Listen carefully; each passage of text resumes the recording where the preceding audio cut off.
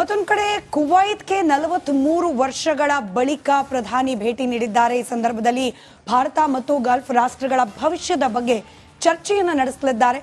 ನಮೋ Kuwait visit ಯಾವ ರೀತಿ ಇರಲಿದೆ, ಇದರಿಂದ ಎರಡು ರಾಷ್ಟ್ರಗಳ ನಡುವಿನ ಸೌಹಾರ್ದತೆ ಯಾವೆಲ್ಲ ರೀತಿಯಲ್ಲಿ ವಿಸ್ತರಣೆಯಾಗುವ ನಿರೀಕ್ಷೆ ಇದೆ ಕುರಿತಾದ ಒಂದು ವರದಿ ನಿಮ್ಮ ಮುಂದೆ.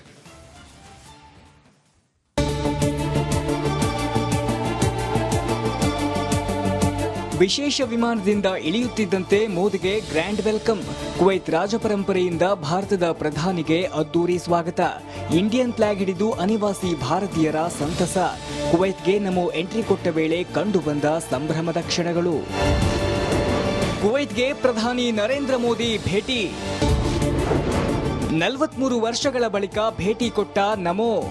ಪ್ರಧಾನಿ ಮೋದಿ 2 ದಿನಗಳ ಕುವೈತ್ ಪ್ರವಾಸ ಕೈಗೊಂಡಿದ್ದಾರೆ. ಬರೋಬ್ಬರಿ 43 ವರ್ಷಗಳ ಬಳಿಕ ಕುವೈತ್ಗೆ ಭೇಟಿ ಕೊಟ್ಟಿದ್ದಾರೆ. ಬಯಾನ್ ಅರಮನೆಯಲ್ಲಿ ಮೋದಿ ಗೌರವ ಸ್ವೀಕರಿಸಿದ್ರು. ಭಾರತ ಮತ್ತು ಗಲ್ಫ್ ರಾಷ್ಟ್ರಗಳ ಭವಿಷ್ಯದ ಬಗ್ಗೆ ಉಭಯ ನಾಯಕರು ಚರ್ಚೆ ನಡೆಸಲಿದ್ದಾರೆ.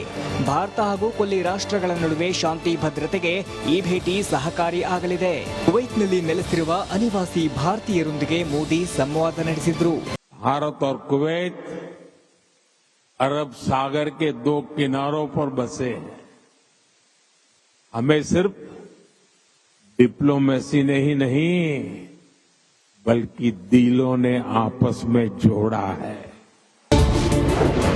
ಎರಡು ಮಹಾಕಾವ್ಯಗಳು ಅರೇಬಿಕ್ಗೆ ಭಾಷಾಂತರ. ಟ್ರಾನ್ಸ್ಲೇಟರ್ ಜೊತೆ ಪ್ರಧಾನಿ ಮೋದಿ ಮಾತು. ಕುವೈತ್ ಪ್ರವಾಸದಲ್ಲಿರುವ ಮೋದಿ ರಾಮಾಯಣ ಮತ್ತು ಮಹಾಭಾರತವನ್ನ ಅರೇಬಿಕ್ಗೆ ಟ್ರಾನ್ಸ್ಲೇಟ್ ಮಾಡಿದ್ದ ಅಬ್ದುಲ್ಲಾ ಅಲ್ ಬರೌನ್ ಮತ್ತು ಅಬ್ದುಲ್ ಲತೀಫ್ ಅಲ್ ನಸೀಫ್ ಎಂಬುವರನ್ನ ಭೇಟಿ ಮಾಡಿದ್ರು. ಇಬ್ಬರು ಭಾಷಾಂತರಕಾರರು ಅನುವಾದಗೊಂಡ ಮಹಾಕಾವ್ಯಗಳನ್ನ ಮೋದಿಯವರಿಗೆ ನೀಡಿ ಅವರಿಂದ ಸಹಿ ಪಡೆದಿದ್ದಾರೆ. 101 ವರ್ಷದ ಐಎಫ್ಎಸ್ ಅಧಿಕಾರಿ ಭೇಟಿಯಾದ ಮೋದಿ. ಇದೇ ವೇಳೆ ನರೇಂದ್ರ ಮೋದಿ 101 ವರ್ಷದ ಐಎಫ್ಎಸ್ ಅಧಿಕಾರಿ ಮಂಗಲ್ ಸೇನಾ ಹಂಡ ಅವರನ್ನ ಭೇಟಿಯಾಗಿ ಕುಶಲೋಪರಿ ವಿಚಾರಿಸಿದ್ರು. ಮೋದಿಯನ್ನ ಕಂಡು ಹಿರಿಯ ಅಧಿಕಾರಿ ಸಂತೋಷ ವ್ಯಕ್ತಪಡಿಸಿದ್ರು. News desk Republic Kannada.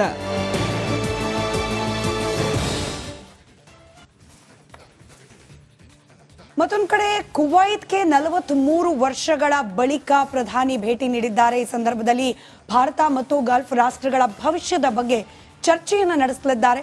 ನಮೋ ಕುವೈತ್ ವಿಸಿಟ್ ಯಾವ ರೀತಿ ಇರಲಿದೆ, ಇದರಿಂದ ಎರಡು ರಾಷ್ಟ್ರಗಳ ನಡುವಿನ ಸೌಹಾರ್ದತೆ ಯಾವೆಲ್ಲ ರೀತಿಯಲ್ಲಿ ವಿಸ್ತರಣೆಯಾಗುವ ನಿರೀಕ್ಷೆ ಇದೆ ಕುರಿತಾದ ಒಂದು ವರದಿ ನಿಮ್ಮ ಮುಂದೆ.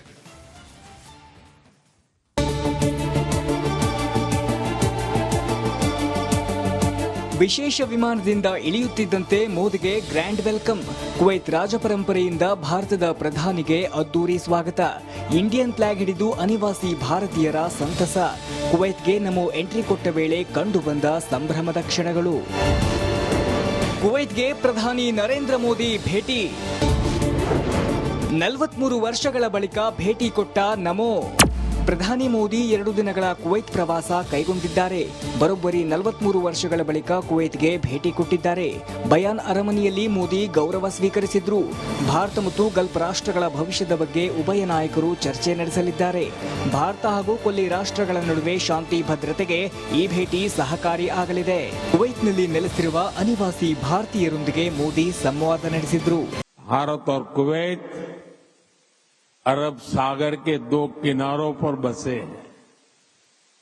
हमें सिर्फ डिप्लोमेसी ने ही नहीं बल्कि दिलों ने आपस में जोड़ा है.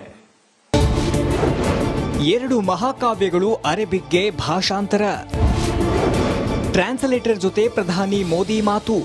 ಕುವೈತ್ ಪ್ರವಾಸದಲ್ಲಿರುವ ಮೋದಿ ರಾಮಾಯಣ ಮತ್ತು ಮಹಾಭಾರತವನ್ನ ಅರೇಬಿಕ್ಗೆ ಟ್ರಾನ್ಸ್ಲೇಟ್ ಮಾಡಿದ್ದ ಅಬ್ದುಲ್ಲಾ ಅಲ್ ಬರೌನ್ ಮತ್ತು ಅಬ್ದುಲ್ ಲತೀಫ್ ಅಲ್ ನಸೀಫ್ ಎಂಬುವರನ್ನ ಭೇಟಿ ಮಾಡಿದ್ರು. ಇಬ್ಬರು ಭಾಷಾಂತರಕಾರರು ಅನುವಾದಗೊಂಡ ಮಹಾಕಾವ್ಯಗಳನ್ನ ಮೋದಿಯವರಿಗೆ ನೀಡಿ ಅವರಿಂದ ಸಹಿ ಪಡೆದಿದ್ದಾರೆ. 101 ವರ್ಷದ ಐಎಫ್ಎಸ್ ಅಧಿಕಾರಿ ಭೇಟಿಯಾದ ಮೋದಿ. ಇದೇ ವೇಳೆ ನರೇಂದ್ರ ಮೋದಿ 101 ವರ್ಷದ ಐಎಫ್ಎಸ್ ಅಧಿಕಾರಿ ಮಂಗಲ್ ಸೇನಾ ಹಂಡ ಅವರನ್ನ ಭೇಟಿಯಾಗಿ ಕುಶಲೋಪರಿ ವಿಚಾರಿಸಿದ್ರು. ಮೋದಿಯನ್ನ ಕಂಡು ಹಿರಿಯ ಅಧಿಕಾರಿ ಸಂತೋಷ ವ್ಯಕ್ತಪಡಿಸಿದ್ರು. News desk Republic Kannada.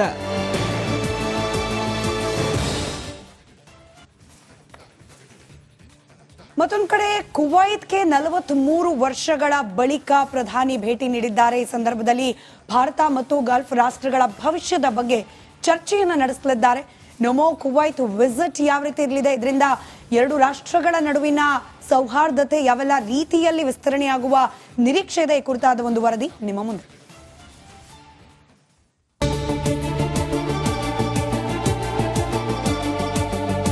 ವಿಶೇಷ ವಿಮಾನದಿಂದ ಇಳಿಯುತ್ತಿದ್ದಂತೆ ಮೋದಿಗೆ ಗ್ರ್ಯಾಂಡ್ ವೆಲ್ಕಮ್. ಕುವೈತ್ ರಾಜಪರಂಪರೆಯಿಂದ ಭಾರತದ ಪ್ರಧಾನಿಗೆ ಅದ್ದೂರಿ ಸ್ವಾಗತ. ಇಂಡಿಯನ್ ಫ್ಲಾಗ್ ಹಿಡಿದು ಅನಿವಾಸಿ ಭಾರತೀಯರ ಸಂತಸ. ಕುವೈತ್ಗೆ ನಮೋ ಎಂಟ್ರಿ ಕೊಟ್ಟ ವೇಳೆ ಕಂಡುಬಂದ ಸಂಭ್ರಮದ ಕ್ಷಣಗಳು. ಕುವೈತ್ಗೆ ಪ್ರಧಾನಿ ನರೇಂದ್ರ ಮೋದಿ ಭೇಟಿ. 43 ವರ್ಷಗಳ ಬಳಿಕ ಭೇಟಿ ಕೊಟ್ಟ ನಮೋ. ಪ್ರಧಾನಿ ಮೋದಿ 2 ದಿನಗಳ ಕುವೈತ್ ಪ್ರವಾಸ ಕೈಗೊಂಡಿದ್ದಾರೆ. ಬರೋಬ್ಬರಿ 43 ವರ್ಷಗಳ ಬಳಿಕ ಕುವೈತ್ಗೆ ಭೇಟಿ ಕೊಟ್ಟಿದ್ದಾರೆ. ಬಯಾನ್ ಅರಮನೆಯಲ್ಲಿ ಮೋದಿ ಗೌರವ ಸ್ವೀಕರಿಸಿದ್ರು.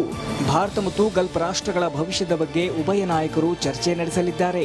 ಭಾರತ ಹಾಗೂ ಕೊಲ್ಲಿ ರಾಷ್ಟ್ರಗಳ ನಡುವೆ ಶಾಂತಿ ಭದ್ರತೆಗೆ ಈ ಭೇಟಿ ಸಹಕಾರಿ ಆಗಲಿದೆ. ಕುವೈತ್ನಲ್ಲಿ ನೆಲೆಸಿರುವ ಅನಿವಾಸಿ ಭಾರತೀಯರೊಂದಿಗೆ ಮೋದಿ ಸಂವಾದ ನಡೆಸಿದ್ರು. भारत और कुवैत अरब सागर के 2 किनारों पर बसे हैं. हमें सिर्फ डिप्लोमेसी ने ही नहीं बल्कि दिलों ने आपस में जोड़ा है. 2 ಮಹಾಕಾವ್ಯಗಳು ಅರೇಬಿಕ್ಗೆ ಭಾಷಾಂತರ. ಟ್ರಾನ್ಸ್ಲೇಟರ್ ಜೊತೆ ಪ್ರಧಾನಿ ಮೋದಿ ಮಾತು.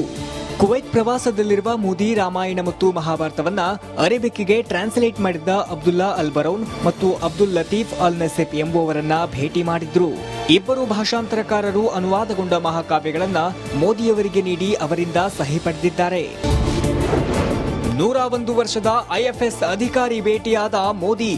ಇದೇ ವೇಳೆ ನರೇಂದ್ರ ಮೋದಿ 101 ವರ್ಷದ ಐಎಫ್ಎಸ್ ಅಧಿಕಾರಿ ಮಂಗಲ್ ಸೇನಾ ಹಂಡ ಅವರನ್ನ ಭೇಟಿಯಾಗಿ ಕುಶಲೋಪರಿ ವಿಚಾರಿಸಿದ್ರು. ಮೋದಿಯನ್ನ ಕಂಡು ಹಿರಿಯ ಅಧಿಕಾರಿ ಸಂತೋಷ ವ್ಯಕ್ತಪಡಿಸಿದ್ರು. News desk, Republic Kannada.